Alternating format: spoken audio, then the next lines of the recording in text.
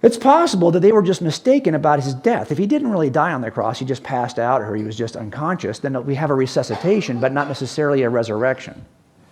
So how would we know if he's really dead or not? That's something we do for a living, right? There are people in this room that I've been talking to who both work homicides. We know what death looks like, but I'll bet most of you don't know what death looks like. And it's pretty clear that John did not really understand what the biological evidence for death was. He might have recognized it by touching it. But you'll see this in the Gospel of John. He writes this passage. And in this passage, he's describing what happened to Jesus and the two thieves. You know, they came around. The two thieves were not yet dead, so they broke their legs. Well, they should have broken Jesus' legs too, because if two of the three are not dead, why would you think the third one is dead? And you don't break his legs to make sure he's dead. So he's not really dead. He's just unconscious. That's the claim. So they stabbed him with the spear, piercing his side. And out of his side came this interesting sudden flow of blood and water. Not just watery blood. He's saying he saw blood and water. That was confusing. I think it confused John. It certainly confused the first readers of this passage for 500 years. Because as you read the church fathers, whenever they describe John 19, they say it's not water. It couldn't be water. It makes no sense to be water. It's got to be something else, it's like a metaphor. It's like a symbol of their baptism or a symbol of the Holy Spirit. It couldn't be water. John just used that term. It wasn't really water. And I don't care who you read on this passage, they reject the idea that it was water. But they don't understand the biology of death. If you've ever been to a car accident and someone dies right in front of you, or you do an assault and you get there and it turns into a homicide because they die right in front of you, you will see that as the heart begins to shut down, people enter into what's called circulatory shock. And you will start to shut down, your organs will start to shut down. And if you have a cardiac arrest where your heart stops, you'll suffer one of two forms of effusion. The first one's called pericardial effusion. If you've ever been to an autopsy, you'll see this is where water kind of is in the sac around your heart. But to be honest with you, it's not quite as large as it appears here.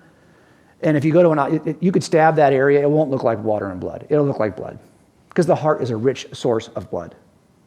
But if you happen to be in the right position when you die, especially if you're upright, you'll suffer what's called pleural effusion, and that is where water actually accumulates in your lung.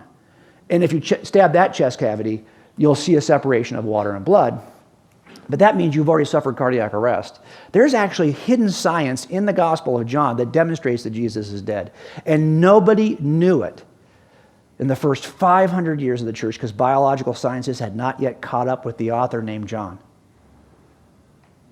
Now, a lot of you have never touched a dead body. Some of you have. That's your job for some macabre reason. You actually handle dead people. Raise your hand if you've had the great fortune of handling a dead person. Raise your hand. Okay. So you already know that dead people do not look like unconscious actors in movies.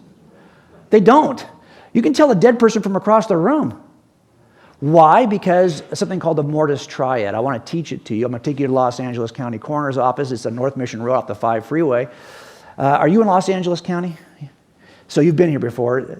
So this is the main office where you meet with the coroners. Next door is the examination room. If you walk up these steps right here, it's pretty cool. You walk up these steps, you go in that door. This window over here to the right, I'm sure it's still there. That is the Los Angeles County Coroner's gift shop.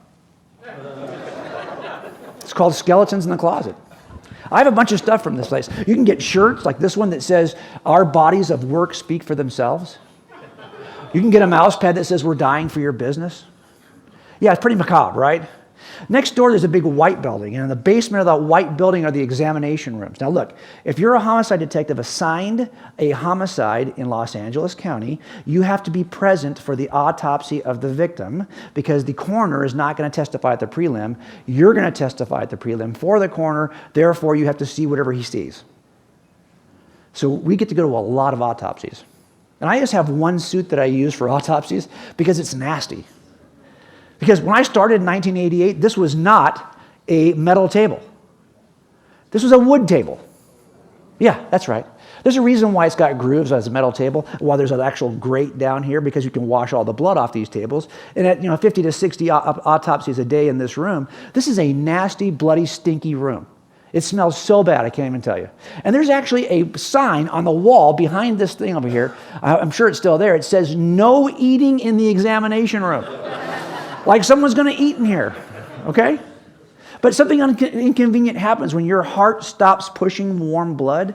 You start to show the obvious signs of death. Why am I teaching this? Because look, you may not get it in the 21st century because you don't handle dead people. You hire somebody like a mortuary comes and picks up your grandmother, or the autopsy is done by a coroner's investigator who gets there. But in the first century, there were no autopsies. There were no coroner's offices. There were no mortuaries. Everyone handled their own dead. You don't know the mortis triad, but don't tell me they didn't know it. You think they missed this? The first thing that happens is you start to cool down. No hot blood coursing through your veins. You will be cooler to the touch. You're not going to notice this when handling the body of Jesus? It's possible. I don't think it's reasonable, though. That is called algor mortis. Also, when I take you off that cross, you're not just going to flop back down. You're going to be stiff because you begin to stiffen up after you die. That's called a rigor mortis. You notice it. Your skin is even less. As an old guy, I hate the fact that when I pinch the skin on the back of my hand, it doesn't snap back like it used to, right? But when you're dead, it snaps back even worse, okay? It's called rigor mortis.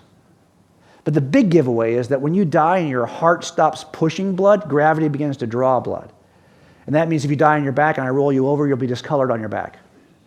You'll start to swell at the lowest points where blood is no longer moving back to your heart. It's just starting to settle because of gravity. If you die in an upright position, your feet will turn purple and they will swell.